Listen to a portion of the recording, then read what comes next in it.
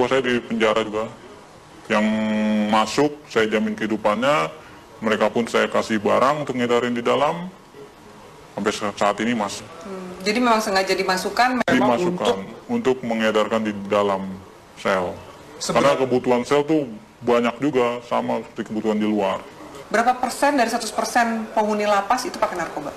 Hampir semua ya. Hampir 75% dan 80% itu pemakai. Berarti sipir tahu dan kalapas tahu dong? Tahu. Itu hal umum. Karena kan kita juga masuk barang itu nggak mudah. Biasanya itu uang tip atau apa segala macam. Selalu diminta. Berapa biasa minta? Sipir berapa, kalapas berapa? Ya nominalnya masih jutaan ya, belum ratusan juta. Masih jutaan. Misalnya jutaan, sipir tuh dapat berapa sih? Sipir sebulan bisa dapat 5 juta, 7 juta. Tergantung kita bawa masuk barangnya berapa banyak.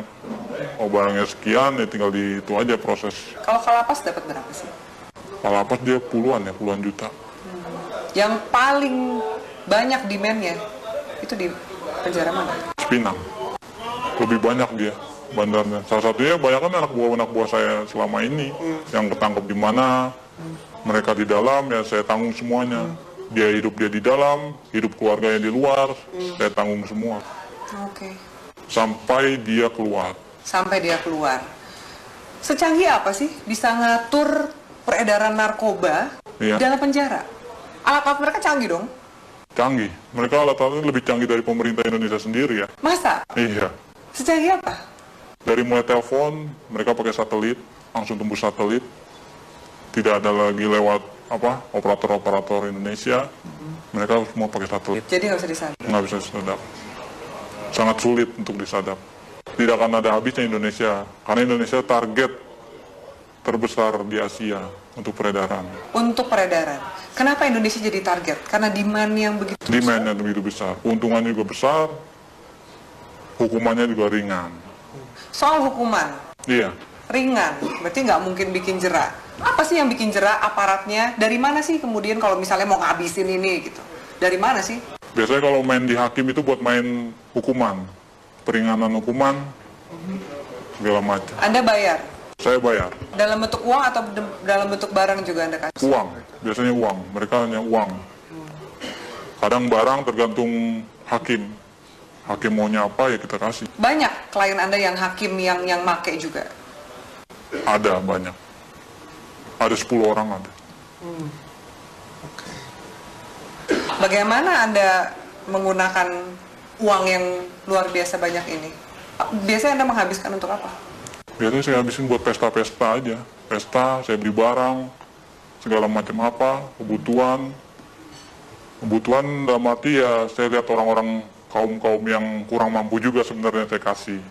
Beramal juga? Beramal. Tapi kan dari duit seperti itu, duit haram, duit panas? Ya, istilah kata buang sial. Kalau di kalangan ini buang sial, harus. Anda nggak takut ketangkep? Enggak. Karena saya percaya, saya di dalam pun saya dijamin. Dan keluar pun masih ada tempat buat saya. Kecuali hukuman mati ya, mungkin banyak yang kapok. Susah nggak sih keluar dari jaringan ini? Sangat sulit. Karena semuanya itu sudah terpantau oleh bos. Kita pun juga nggak tahu kan anak buah bos seberapa banyak. Yang kita tahu kan hanya segelintir orang yang saya percaya ada 30 orang. Mungkin dari lain ini ada lagi anak buah bos yang mantau saya juga. Bagaimana posisi saya, peredaran saya, perkembangan saya. Oke. Dari Jakarta sendiri, selain 5 bos Anda ini, Iya, ada juga jaringan-jaringan yang lain? ada. Banyak.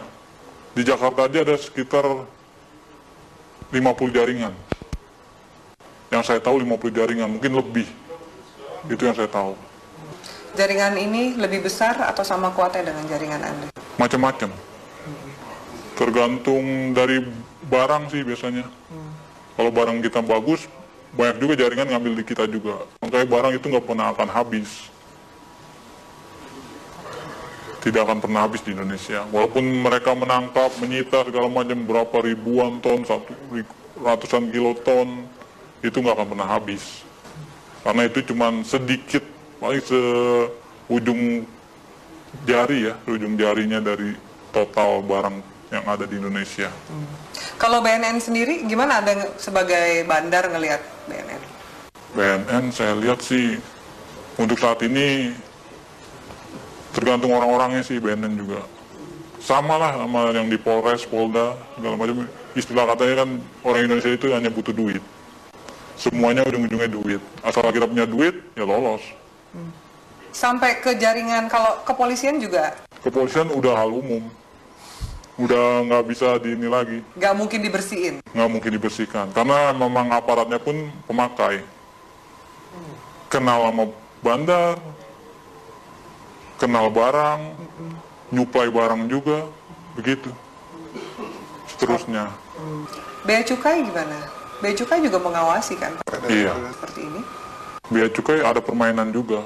Makanya kita di Bea Cukai itu ada sekitar 5 orang kita pegang di sana. Untuk tiap ininya.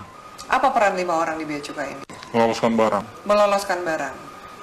Jadi ada pengiriman juga? Pengiriman barang, pengeluaran keluar barang, itu semua lewat dari mereka ini, 5 orang ini.